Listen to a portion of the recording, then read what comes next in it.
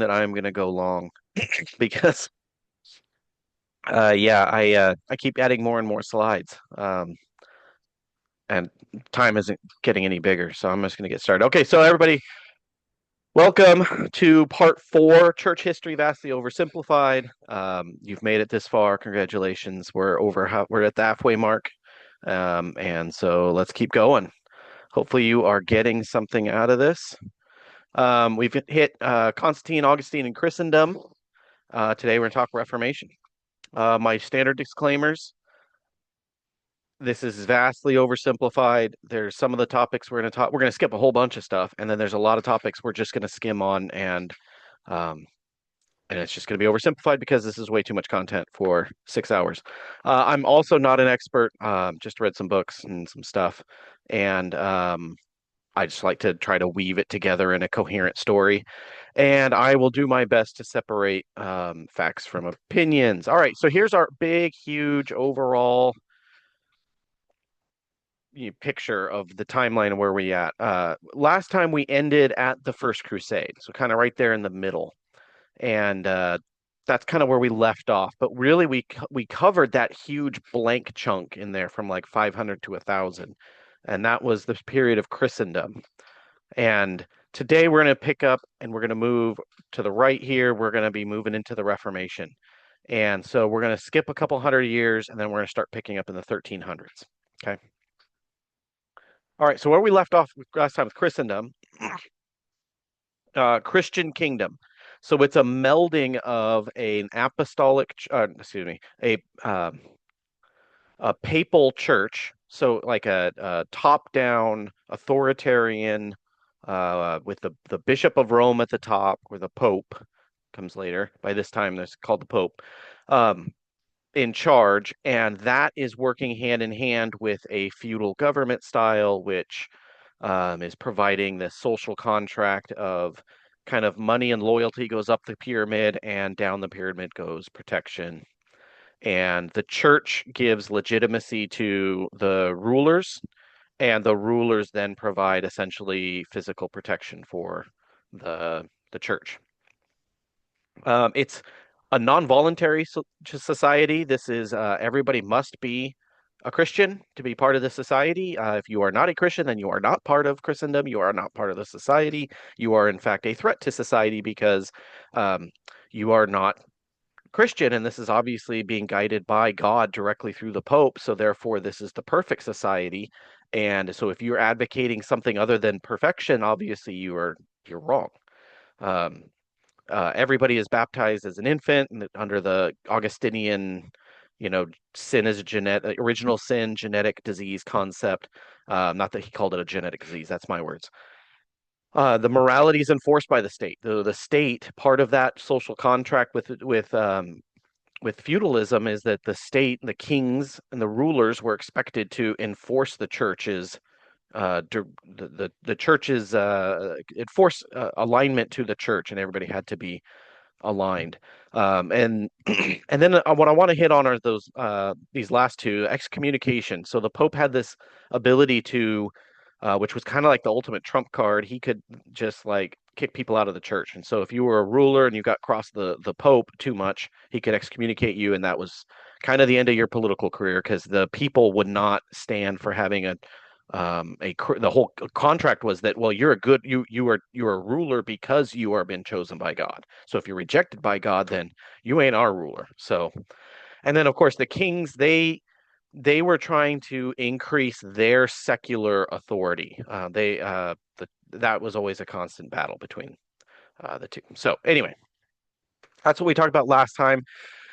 Now some of this slide is from what we talked about on week 1, the first class. It is about the doctrine of the post-apostolic church. And in that post-apostolic church, just a highlight of the doctrine, salvation by faith, which started at baptism. Baptism was the moment when you entered the church, and that's when you started your journey, and you did that as an adult.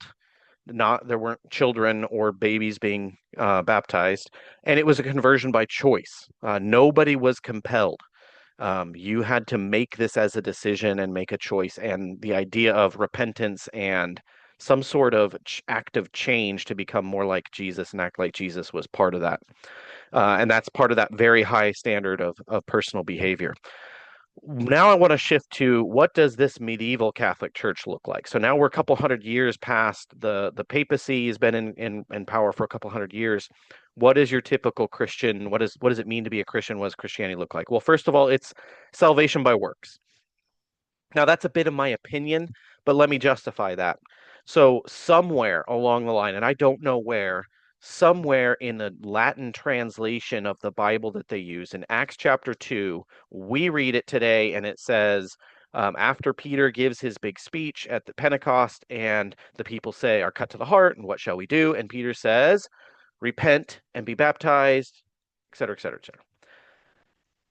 For some reason, somewhere, the Latin, it got translated to, instead of repentance, it was translated to do penance. And penance is like punishment. So do like some act of either good deed or some, work of punishment in order to get and then be baptized. Like that's do penance and be baptized. That's how that was translated for many, many, many, many, many, many years. And so for the Catholic Church, if you wanted to be, um, with, there's a, oh, I'll get back to it in a second. I'll explain this better. Let me just get through the list a little faster though. Societal conformity is enforced by the state. We already talked about that's part of this feudalism and relationship between the church and the state. And it's not a conversion by choice. This is conversion by society. This is forced conversion. If you want to be a part of the church, which the vast majority of people, it was infant baptism.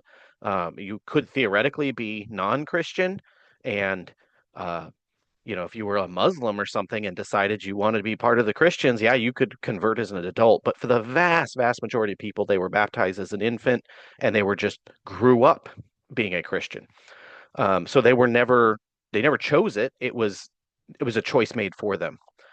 And of course, there's this very, very low standard of personal behavior, but a very high standard of conformance. So the focus of the church is not on you becoming more like Jesus. The focus of the church is you being part of this social structure, you fitting in and doing what you're told and being fulfilling your vows to your liege and to God and being part of this society. That's what the focus is on, not on any sort of personal righteousness. Um, and not to pick on the Catholic Church too much. This is very much medieval Catholic Church theology.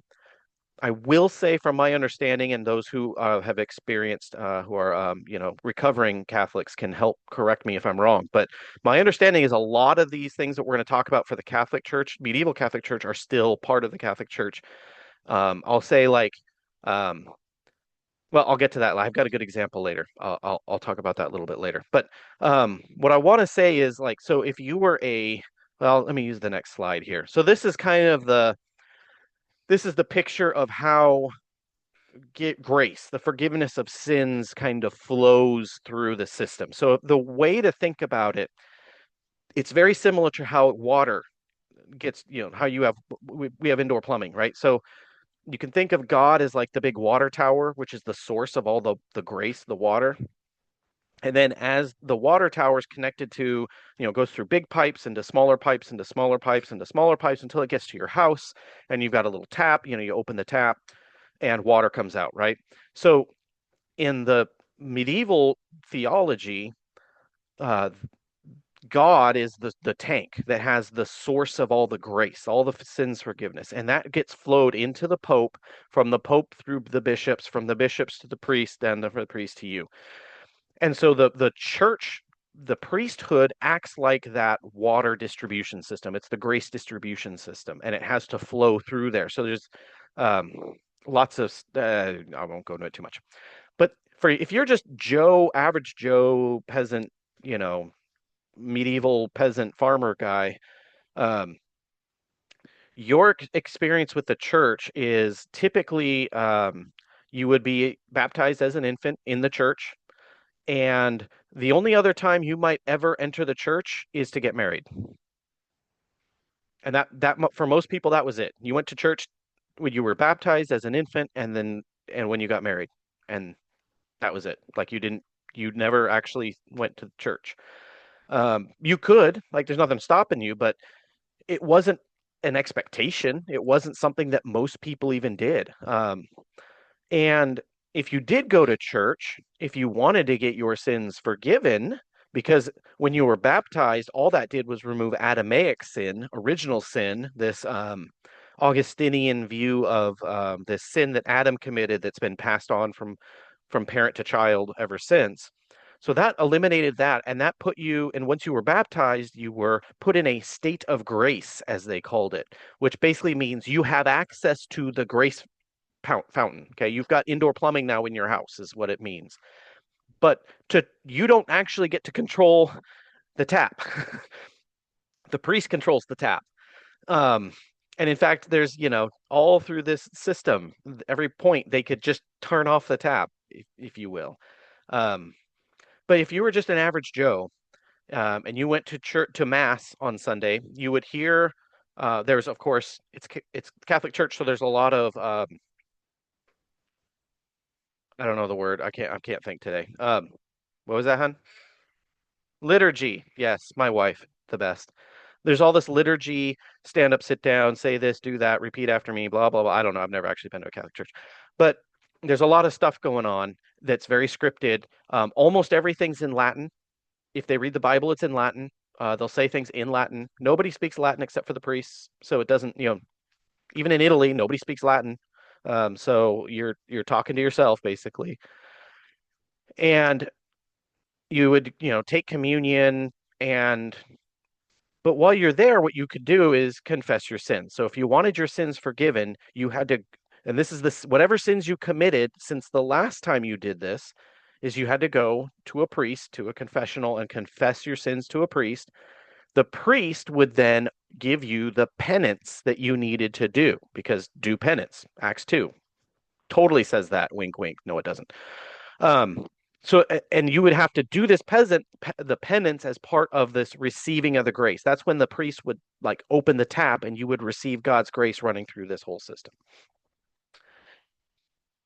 And you would get forgiven those sins that you confessed. And that's it, right? So if you're confused by this, if you're like, what's going on?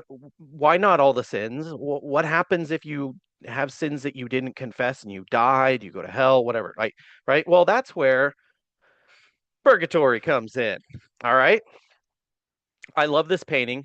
It's some, Renaissance era. I don't know. I should have probably recorded what this was, but it's a wonderful. I love this painting. It's beautiful. Um, oops, sorry. Did not mean to do that. I'm trying to get rid of this that you can't see. So there it goes. All right. I love this painting. Yes, that's baby Jesus on Mary's lap at the top center. So this confirms that Ricky Bobby was a Catholic theologian. Little baby, 7 pound, 8 ounce baby Jesus loves to pray. Baby, 7 pound, 8 ounce baby Jesus. That's him right there. 7 pound, 8 ounce baby Jesus. Ricky Bobby approved. Sitting on Mary's lap, and he's in charge of heaven. And all around, those are saints who are around him. And remember, the saints, these are people who did extraordinary things and were really spiritual. And because they were so spiritual and so, superhuman spiritually, they have special access to Jesus. They're sitting at his right hand. They like talk to him all the time. And when you would pray to these saints for whatever, hey, Saint, what's your face? Help me do well on my SAT. Saint what's his face would whisper in Jesus's ear, "Hey, little 7, 8 ounce baby Jesus, like, can you help this guy with his SAT test or something, right?" And Jesus would like, "Oh yeah, good idea." I don't know, something like that. It's weird. I don't get it. I don't understand. It's not in the Bible. And so that's there, and there's an angel in the middle, and the angel is going down into not hell, even though there's fire in this, medieval or Renaissance era picture. Um, that's purgatory. And that angel is like grabbing somebody from purgatory, and then the angel's gonna take him up to heaven. So now purgatory is this place that's In medieval European theology, it was more similarly talked about with like iron working or metal working, where you would take the unrefined ore, you heat it, and you separate out all the impurities by like burning them out, kind of a thing, and then you separate out the pure metal or ore, and that's what goes to heaven is the purity thing. And so purgatory in that sense is this place where your sins that you had in life that were not confessed and not whatever, they got kind of washed away or burned away or whatever. In I think in more into modern Catholic teaching, uh, they don't talk about it in that language. I think it's more of a waiting room where you just kind of wait. Like, I mean, I don't know if there's magazines or something, but you just kind of wait. Um, and this is different than hell. Hell's where people go get judged and they're there forever, and there's no chance to get to heaven. But if you are in a state of grace, according to Catholic theology, and you die, you go to purgatory for however long it takes, based on how many unrepented or whatever confessed sins or whatever that you had on your ledger. That's purgatory. Um, Please don't ask me to find biblical evidence for this, because there, as far as I can tell, is none. But and I know I don't know where it came from. I don't know when this came up, but I know medieval European Catholicism, this was a very important aspect. And we'll talk more about why it's important, but that's the primer that I wanted to give. All right, back to this slide, but I want to highlight these last 2 points. The relationship that the church had with the state.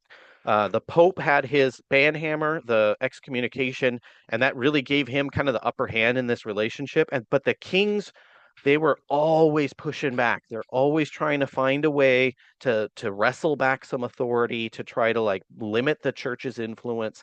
They saw themselves as being sovereign rulers that God had ordained in their own countries, and they wanted to be able to just rule in that sense. So that's this conflict that's going on, and this has been going on since forever. The whole time this has been going on. Okay, but we're gonna have to talk about a very specific period. Now, after we kind of ended last time on the um, the First Crusade, that was kind of like what had happened, the big event, and that kind of launches the prestige and the wealth, especially of the papacy, into the stratosphere. People just poured money in, and people the Pope was held in very high esteem, and that's kind of the zenith of the papal in the time of the Crusades, which wasn't a very long time. All the other ones after the first one kind of failed, but this I want to pick up one specific after that the papacy's in decline. And that's really what I want to talk about. This is going to be talking about the decline of the papacy in power and prestige. And I want to talk about just one example. There's a lot of things we could talk about. I'm just going to play out one, and it's probably like the biggest and worst, most embarrassing thing you'll see.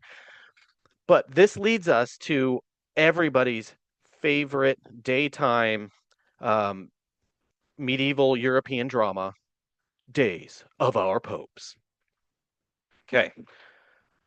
Who are our main characters? First of all, we have Pope Boniface the Eighth, or just Pope Boniface, or Boniface. I'm just going to Boniface. Pope from 1294 to 1303. He was all about church authority. He took that Augustinian city of God, the church is superior to the state. He took that to its extreme, and he was not going to be bullied by he was going to be the bully when it came to this relationship. He wanted the church to rule everything. And our other character is Philip the Fourth, or known as Philip the Fair, and he was the king of France in the same time frame. And if this guy had a motto, it was probably, if you ain't cheating, you ain't trying. Okay. This guy, nothing was underhanded, nothing was too far, nothing, he would do anything to get his way, kind of a thing. Very smart, very shrewd politician. Okay. The issue is taxing the church. This has been an issue for forever, hundreds and hundreds of years. Pope after pope, king after king, they're fighting over who gets to decide the taxes, who gets to collect them, what is the church, what's not the church, does monasteries count? No, yes. Like this has been an ongoing fight. Now Boniface, being Mr. Church's all church guy, in 1296 he declares clericus laicos, which basically in English says like don't tax the church. He just says nope. I'm declaring it. This is a statement from God on high that you are not to tax the churches at all. This does not go well with not just Philip the Fair, but like all the European princes and kings and everybody's like, this is no, like you don't get to do that. That's way overstepping your bounds. We rely on this money for our, running our kingdom or, to live in luxury. I don't know, whatever. One of those two. So this is too far. And so this sets up the fight, the big fight between Boniface and Philip. Okay.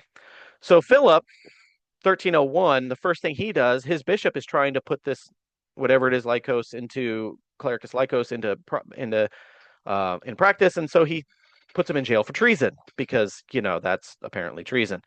Um, Boniface is not happy with this, so he declares unum sanctum. Unum sanctum basically means I am your boss. The church is in charge of everything.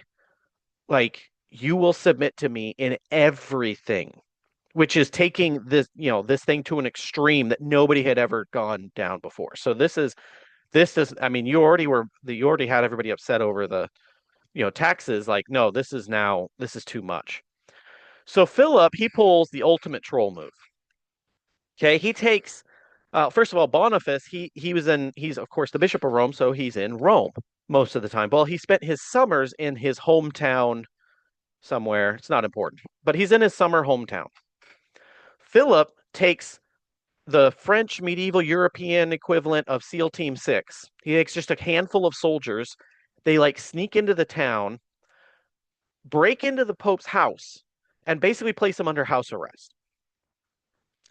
And there's dispute over whether they roughed him up at all or not. But they didn't really hurt him, but they may have hurt him a little. And so the townspeople, who are obviously very loyal to the Pope, after a couple of days, they kind of figure out, hey, something's weird's going on.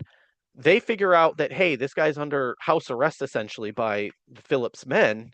And so they get a mob together. And when the SEAL Team 6 hears about this, they're like, okay, we'll it's been fun, guys. See ya. And they just, get out of town. So there's no bloodshed. There's no violence. But um, Boniface, who was pretty old at the time, he dies 2 weeks later. And because he was such an forceful feature, he was so belligerent and so pushy and was such a big talker in life. And then when he gets, a couple people take him under house arrest and he just dies a couple weeks later. He lost a lot of his prestige from that. People said that he came in like a lion and went out like a lamb, kind of a thing. So, but this does not look good. Like nobody looks good in this. Like Europe is like the Pope has gone too far. Like unum sanctum is ridiculous. No, you don't get to be the boss of everything. And Philip, what are you doing? Like you don't get to kidnap. Stop it with the special forces. All right. So this doesn't look good. Okay, but Philip's not done yet. So Philip, this whole time though, that was just a troll job. He's been playing the long con.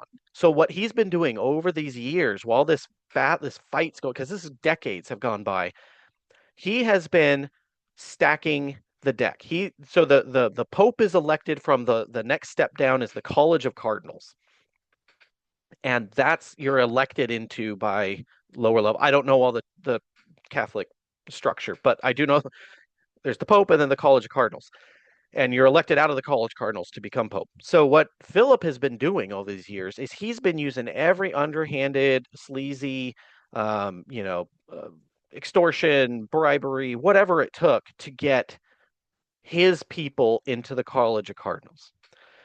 And so in 1305, there's a papal election, and one of his handpicked, one of his selected cardinals gets elected, Clement V. So Clement, he never even goes to Rome. He basically says, "All right, guys, pack it up. You're coming here to Avignon in France. We're gonna set up shop here. This is the new papacy headquarters." And this begins a 72-year so-called Babylonian captivity of the papacy.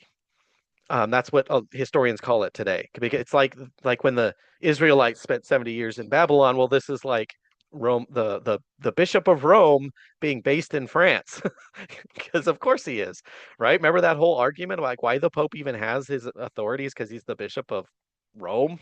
Well, he's now the Bishop of Rome in Avignon. So go figure. And it's there for 72 years. Now this Philip hits the home run with this. And he doesn't live through all of this, obviously. He's dead for most of this. But what it's done now is it's made the papacy essentially under the King of France. The King of France now basically runs the papacy. And this obviously, the rest of Europe's in an uproar. This is unacceptable. But there's nothing they can do about it. They just complain and complain. But for 72 years, the papacy is in France. Okay, so finally, after 72 years of complaining, in 1377, the Pope is Gregory the 11th, and he says, "Okay, okay, okay, fine, fine, get it. Let's move back to France." And then he dies, like a month later, something like that. He dies. So now there's another election, and there's a huge push to have a non-French Pope. So the French still have this majority, but they're like, okay, okay, fine, and they pick this, and so this Italian guy, I should say there is no nation of France, there is no nation of Italy. People would have seen them. There is no concept of nations yet. That's coming a little bit later. But right now, if you ask somebody like, well, somebody who's living in what we today call France, and if you ask them, well, what nation are you? The first they'd say, what do you mean? Like, I'm a Frenchman, but I'm a subject of so and so, who's a subject of so and so, who's a subject of the King of France. Like, so they're part of the Kingdom of France, but they're not. There is no nations. But anyway, that's getting into quibbles. But so this guy Urban the Sixth, who's from what is today Italy, he's elected because he's not French, and he's a jerk. The guy, I don't know what else to say. The guy just basically makes everybody hates him. Everybody. He alienates everybody and nobody likes him. And so the French, who are still again in control of the papacy, they basically say, "Hey, look what happened. You guys made us pick somebody who's not French, and you get this loser. You know what? That's it. We're calling a do-over. Do-over doesn't count.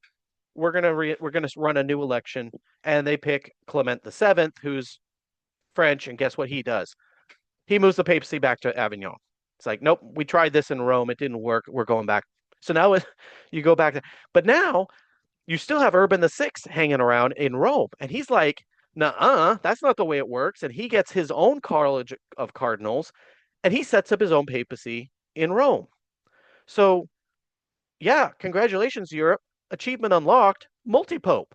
We've got two popes, one in France and now one in Rome. Now, everybody in Europe is like, two popes is too many. Like that's dumb, right? So they assemble this council at Pisa in 1409. And there they decide, okay, let's ignore both of them and elect a new one, Alexander the Fifth. But the other two popes basically say, "Nah, I'm the only legit one." So now you literally have three popes. Three. Having two popes is bad. Having three popes is a catastrophe. And everybody in Europe gets this, and everybody in Europe is, we got to do something about it. So finally, in 1414, the Holy Roman Emperor calls a council in one of his cities, Constance, in what's today Germany. And we haven't talked about the Holy Roman Empire, and we won't. So if you're interested in what the heck is that, go read a history book. Sorry, we don't have time. Very important though. So the Holy Roman Empire steps up and he calls a new council. And this one's going to be different. This is still using the College of Cardinals, but instead of just having a vote from each cardinal, the voting is going to be along national lines, as in you're going to have a French delegation, but they're only going to have one vote. There's an Italian delegation, they have one vote, et cetera, et cetera. And this is the first time the concept of nations comes into play. So this is looked back on in historians as saying this is the first time people considered themselves as a nation of France and not just this feudalistic structure. Um, like this was they finally the concept of nations was born here in 1414 is basically what the really important thing that's not really that important for our story. But the really important part of this for our story and what we want to talk about today is the fact that now this sets an incredible precedence. Okay. Before, the church has always claimed, under this Augustinian, the city of God kind of doctrine, that the church is superior. It's eternal. It's the city of God. It is the thing that God is created and run. So it sits above the temporal, the temporary, like your governments and your kingdoms and whatever. But here you have the European emperors stepping in and dictating to the church, the authorities going down from the state to the church to select the pope, and also enforcing it by giving legitimacy to this one that they voted and basically illegitimizing the other three. So here you have this inversion of this Augustinian structure, which has the potential to completely change the way the church works, because this basically would, in theory, put the church in subservience to the states. But the first thing that Martin V, the guy who's elected, the first thing he does is he basically says, okay, this council is totally legitimate in that it selected me as the Pope, but everything else is illegitimate. So, so he immediately puts it back to the old way to try to preserve his independence and the power independence of the church from the states. Um, so it's a very interesting what if. What if he wasn't able to pull that off? One of those, but man, that's not the point of today. We're just talking about what did happen, not what could have happened. Um, okay, so anyways, so here's just a picture of what we're talking about so far. Okay, we haven't even got to the we're talking about the Reformation. I haven't got there yet. All of this is to set up the Reformation, because this whole episode here, and you can see the dates here. You can see Philip and the Papacy, and where the Council of Constance there is in the 1400s. All of this is just a farce. Like you can imagine what people thought of the Papacy as an institution at the time of the First Crusade. It's sky high. It's this divinely inspired, God led thing. After this whole fiasco, multi-pope, really, like it's in the toilet. Like its reputation is trash. And as you can imagine, there are lots of calls for reform throughout this whole time. There are calls for reform. There's always been calls for reform. Sometimes those calls are heeded and small reforms make their way into the church. Like I don't want to paint the papacy as this just super evil thing that was always negative. No, there were times, there's some great popes that were great reformers who worked really hard to make the position of the papacy as one of honor, of one who had the characteristics of Jesus, who was humble and you get the idea. It wasn't always bad. That's what I don't want to slander the church here. But there were always calls for reform. During this period, those calls get really loud. Like there are a few that really stand out, and I want to talk about a few of them. And that's going to kick off this gap before we get to the actual Reformation, which is on the right-hand side of that timeline here. So we're still in the 1400s. We're not in the Reformation yet. Just want to be clear. Okay. First one I want to talk about, John Wycliffe. And you see his dates there. He's an English priest, and he's a scholar. He's studying his Bible, and he basically says none of this papacy stuff is in the Bible. Like what are you doing? Like what? Oh, sorry. My wife will enjoy this. A side note: if you may be familiar with Dante's Inferno, the famous book that's about like the levels of hell, and that's where a lot of our imagery of Satan and hell come from. Um, the Pope at the time was Boniface, the guy who's like came in like a lion and out like a lamb. Yeah, Dante wasn't a fan, and he had him in like the ninth level of hell. Okay, anyway, I just think that's funny. So there was a lot of critique of the church. is what I'm trying to say. But anyway, back to Wycliffe. So Wycliffe, he is this priest. He attacks the whole institution of the papacy and says basically, hey, I don't find any biblical basis for this. Like and a lot of this institution and what we do, like this, there's no basis. Obviously, the church did not respond um, very well to that. Um, but honestly, by some miracle, he doesn't get burned at the stake because eventually he gets basically told he had powerful friends that helped protect him, but they basically like said here go teach in this little corner, and by the way, stop teaching crazy things, just teach what you're told and just be quiet. And he kind of does. So he had other followers that tried to like spread his ideas, but they were all silenced. So he was an early advocate of the account calling out the papacy for not being biblical, and but somehow he survived. Like it's kind of a miracle, which you can't be said for Jan Hus. And this guy is honestly one of my heroes of the faith. This guy is amazing. He's Czech. I think the Czechs still to this day consider him as like a hero, and rightfully so. He basically took Wycliffe's same critiques and he just expanded on them and just basically had the exact same the arguments about why the papacy it shouldn't exist. Like it's not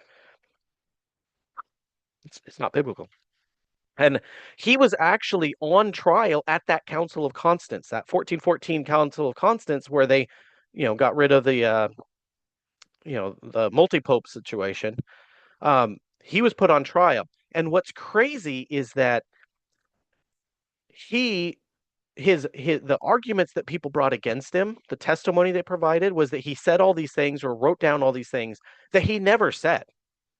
They couldn't attack his ideas that he actually said, so they had to basically make up stuff that he never said. And so he's on trial for things that he never said, and they're just like, well, refute these, confess that you said these things and that you refute them, and you can go. And he stood by his principles and said, no, I'm not going to lie. I never said those things. And they burned him at the stake. They killed him for things that he never said because they couldn't attack his like actual arguments against the papacy. So anyway, hero in my mind, very brave, but he dies. Okay, so that's what's going on there in like the 1400s. Skip ahead, not a lot changes until we get to some guy you probably heard of because everybody's heard of Martin Luther. Okay, so then we get to now we're in the 1400s. We're into the Renaissance as well on. Feudalism is starting to go out. Society in Europe is changing. There's a growing middle class. Money is more important. Um, things are changing. Things are changing. New ideas. One of the things that actually kicks off the Renaissance. I think this is fascinating. One of the things that kicks off the Renaissance, ironically, is the Crusades. So when the Crusaders went to the Middle East, they basically were in contact. I mean, they'd always been in contact with the Muslim world, but they really had to mix with the Muslim world a lot more. And the Muslim world had preserved all of the ancient Greek and all the ancient Roman, plus Arabic, their own Arabic and other teachings and scholarship. So the West had completely lost Aristotle, uh, the Iliad. No, not there. Like nobody knew about it until the Crusades in the like year 1000 plus. But when they brought those ideas back, when they brought back to Europe these different philosophies, the artwork, it caused the Reformation. Not the Reformation. It caused the Renaissance. It caused this like explosion in creativity and in new ideas, and it really challenged society. And that's the environment that Martin Luther's in. He's in this like ideas are being challenged, old things are going on, and that's the world that he's in. Okay, so early on, he's a philosophy student. He's very, very smart. Against the wishes of his parents, he became a monk. Um, he had this whole like experience where he was like thought he was gonna die, and he's like, "God save me, and I'll become a priest" or something like that, and then he like didn't die, and so he's like, "Oh, snap! Now I got to go become a priest." Anyway, he tried his hand at being a monk. He hated it. It did not work spiritually. He hated it. Like it didn't work. It didn't click. He didn't feel close to God. He just felt sin all the time. Um, so he abandoned that. Then he became a teacher of theology at the University of Wittenberg. It's a not Wittenberg, it's Wittenberg, if you want to sound like you speaking in German here, which is, of course, today's Germany. And stop me if you've heard this before, but he had a life-altering epiphany moment while reading Romans and thinking about grace. Now, if you've heard that before, it's because that's Augustine. He had the exact same thing happen to him. And guess what? We still have another person on our list who's going to have this exact same thing. So, yes, this is a second time that we've seen this, but we're not done yet. He's thinking about grace. He's reading Romans, and he's reading Paul's words about grace and how God's grace is given to us, and it blows his mind. He has this epiphany, and it's like, oh my goodness, we've been doing it wrong. And especially one thing in particular that absolutely drove him nuts was indulgences. Okay, so indulgences. What are indulgences? Indulgences were um, basically gifts to the monetary gifts to the church, to that were used for stuff like, I don't know. I mean, there were often campaigns to sell indulgences. That it was a lot about, like, you know, do your good deed and give money to the church and blah blah blah. One of the controversial ideas was this idea that you could buy an indulgence that would get somebody out of purgatory earlier. Now, that was a controversial idea and it was not widely accepted.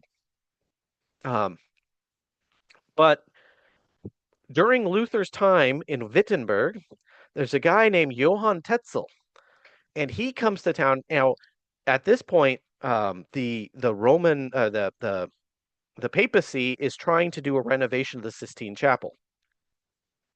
No, St. John's Basilica. There, I'm sorry. Whatever. One of their, like, palaces needs a renovation. And so they're raising money for that. Not to give to the poor, not to do missionary work, not to do anything. No, it's to like to live in luxury. Okay, I'll just say it. Um, oh, sorry, that's my opinion. But it's totally true. So, but Tetzel was known for being a really good salesman. And he went around telling people that he had a whole jingle that was like, when the coin in the purse clinks, a a soul in purgatory goes to heaven, and it like rhymed in German or something like that. I don't know. It didn't work in English, but he had this whole set, and he was literally telling people that, like, you put money in and people get out of purgatory early. So if you had your wonderful grandma, Granny Jan, who, was such a great person, and you just hate to think of her waiting in purgatory, you could give money to the church and you could, like, get her out of purgatory. Um, not, I mean, it was theologically sound by Catholic standards. The guy made a lot of money off of it. So the church looked the other way. One person who didn't look the other way, yeah, Luther. So Luther is not happy with this. After having this revelationary, rethinking of how the church works, how grace works, salvation, sin, everything, and then hearing this guy, like, basically teach the wrong thing, he writes up a list of theses, 95 theses, which is really, this is what you would do if you wanted to, like, argue somebody. Like, he basically wrote up his list of arguments of why this guy was wrong. And he nails it to the door of the church in Wittenberg, which is the way that you would announce that you wanted to debate somebody. This is the equivalent of the dude in the with the, like, change my mind sign, or like the rap diss track. Like, that's what this is in, medieval European society. Okay.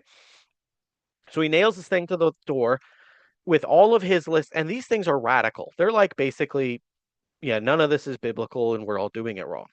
Now, his bishop basically says, this, you're out of your lane, get in your lane, shut up, don't do this, you're going to get in trouble. But Luther's like, I cannot be silent about this. This guy he had some cojones. So he keeps going with this, and he keeps going with this, and he keeps getting elevated, and eventually he's he keeps getting told to shut up by people, and he doesn't listen. So eventually he gets excommunicated. But and that's in 1520. but he still has a trial in the Diet of Worms, which is not a diet of worms. They weren't eating worms. It's the Diet of Worms, which was like a trial that they held in the city of Worms. And at this trial, which Luther, like, I mean, he could have showed up and they could have just been like, right to the stake. So the guy shows a lot of courage in just showing up. And not only that, he has this prepared defense. And the really, really key thing is he says, you can debate me, you could call me wrong, but you have to use the Bible as your source of authority. I will not recognize any other source of authority than the Bible.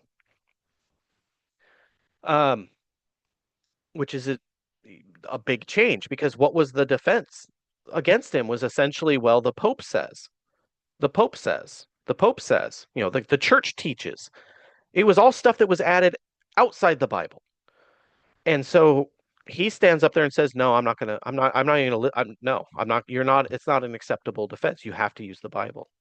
I'm right. Here's the Bible, and you're just making stuff up, basically." And so he gives this impassioned defense. Apparently, it's like one of the best speeches ever, kind of a thing. I don't know. You can go read about it. But they go off to they go off to deliberate for a couple days. And at the end of their deliberation at this diet, um, they basically find, nope, he's guilty.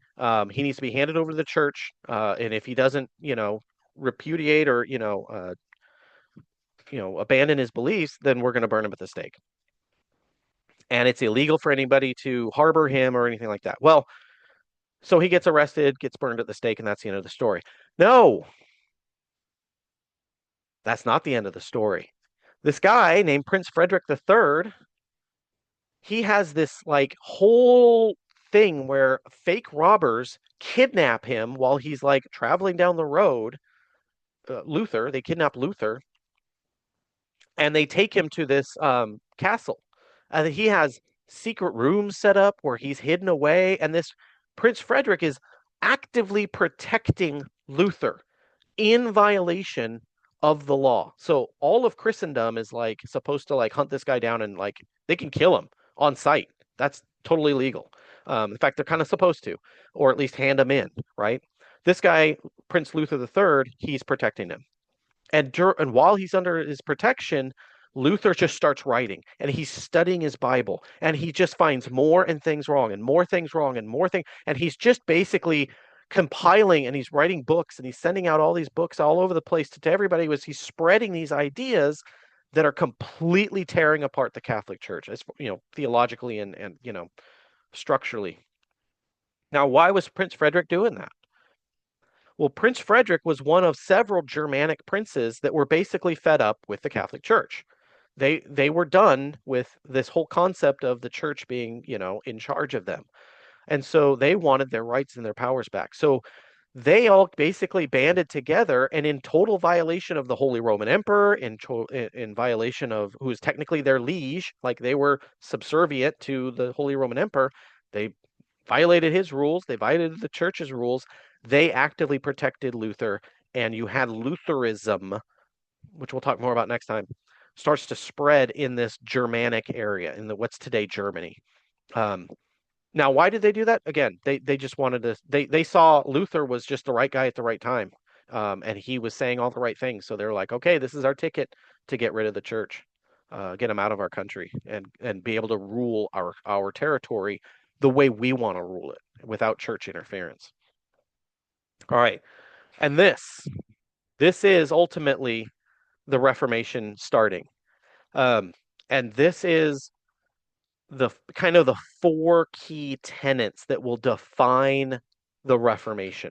And the number one is the rejection of papal authority. Just like Luther was standing in front of that trial at Worms, he's like, no, you do not have authority. The Bible has authority. And anything that's, if you want to decide what is Christian, what is not, what is the right thing to do, you have to use the Bible as the source. Salvation by faith, that was a huge starting element, and that's going to be what colors Lutheranism, as because the Reformation is, preview for next week, the Reformation is going to explode. Okay, it's going to go in all directions. The direction that Lutheranism takes is emphasis on faith and not works, and a rejection of the Catholic works-based, penance-based salvation. This idea that and I'll get to that in a second.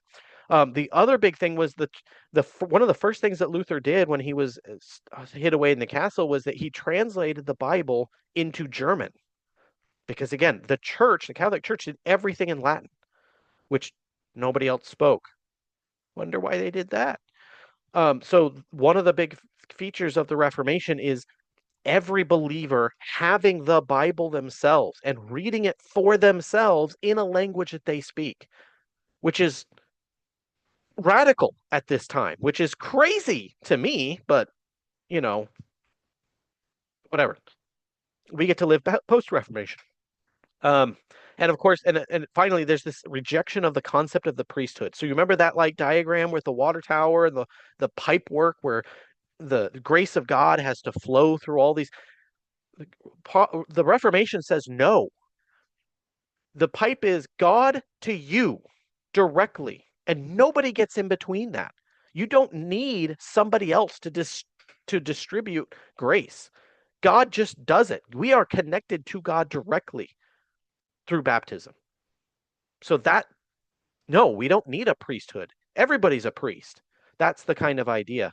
Um, one of the things Luther does, Catholic priests even today are celibate. And so one of the first things that he does, he gets married and he marries a former nun. And there's a funny story about like, um, he wrote sometime about like, it was hard to adjust to a married life where one day you wake up and there are pigtails on the pillow next to you that weren't there the day before. Anyway, I thought it was funny. Um, yeah. So, all right. So that's the beginning of the Reformation. Next time, what we're going to talk about is going to be the Reformation. What happens? Like, what does this mean? Like, to say this is like lighting, like Luther like lights the wick on the stick of dynamite is an understatement. Things are going to go crazy, and so next time that's what we're going to talk about. So, anyways, that is everything for today. Thank you very much. All right, I'm done. Thank you, and I'm on time.